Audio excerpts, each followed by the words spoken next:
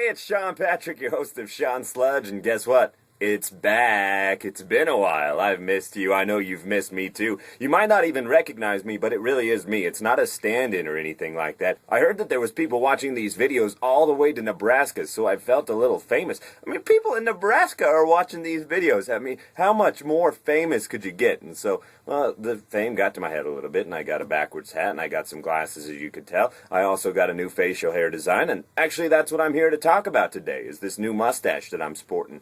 I'm actually not going to take up much of your time today. I just kind of wanted to welcome you back, let you know that I was still alive. I know there was a lot of death hoaxes and things like that. No, I really still am alive. It really is me. Although with the looks that I've been getting since I've been sporting this stash, I might not make it much longer. I'm actually thinking about hiring a bodyguard. So I went to lunch with my sister yesterday. We went to a local restaurant where I live. You would not believe the looks that I was getting from these people. I can't believe the stereotypes that the stash is bringing these days. I'm not sure if they were thinking, one, either I was a 70s porn star and I was going to try to steal their wife, which I was thinking about, or if I was a pedophile because of my white van and my mustache and the aviator glasses, which I definitely am not. It probably doesn't look real good when I pull out two kids, my own by the way, from the white van with my mustache and my aviator sunglasses, and they're both screaming bloody murder, not because I kidnapped them, but because they're also scared of my mustache. That's actually the real reason for the sunglasses. I'm hiding my eyes as I'm sporting this mustache because I don't want people to actually know who I am with this mustache. It's just a trying out phase. I mean, you get bored with life sometimes. Sometimes you get real bored. You get bored with the same TV show. You get bored eating the same meal for dinner every night. You get bored with the facial hair or non-facial hair that you have on your face, and so it's time to change it up a little bit. And that's exactly what I did. Actually, it seemed like I had like a little bit of growth spurt right there. My Rogaine from my hair must have dripped down into my mustache a little bit because I was growing out the beard a little bit, just being lazy and not shaving for a while. And all of a sudden I noticed one night when I was looking in the mirror, dang man, you're growing a lot of hair right above your lip. The problem?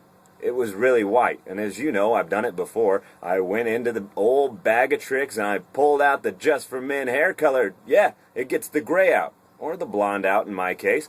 And, well, I smeared some on there. And normally it takes a little bit longer for my mustache to get dyed. So I decided to watch an episode of SportsCenter, and then there was a football game on. And then my friend called and asked me if I wanted to play a little PlayStation. Next thing you know, I had left that dye in my mustache for like 4 hours. And, well, this is what you get. You get a dark mustache. And once again, you either look like a porn star or a pedophile, whichever you prefer. I don't mind. I just don't understand why the stereotypes exist so much for the white man like myself. I was at the bowling alley last night, bowling a little league, and I was looking around as everybody was watching me and holding their kids tightly so I wouldn't come snatch them up. And, well, right next to me, well, there was a Mexican guy, and sure enough, he had a full mustache. A lot more full than mine, as a matter of fact. No one was looking at him like he was crazy. Then I looked to my right. There was a guy who was probably about 96 years old, sporting a mustache, and he'd even had the curls and everything. And, well, the women were just surrounding the guy. They were hugging him like he was Hugh Hefner. Me? Well, you would have thought that I stepped in cow manure before I went in. It's actually easy to forget that you have the mustache on your face. I mean, when you first shave it and you dye it, you can kind of see it in your peripheral vision. But after a while, you get used to it and you forget that it's there. And now I know I'm usually a ladies' man, and so I was wondering why the ladies were so far off. I was checking my armpits for stink. I was checking my pants for stink. I couldn't figure it out. And then I went to the bathroom and took a leak and looked in the mirror, and I realized what was going on. Yeah, I had that mustache. Enough about my mustache, though. Here are some of my favorite mustaches of all time. The best mustache of all time. Tom Selleck.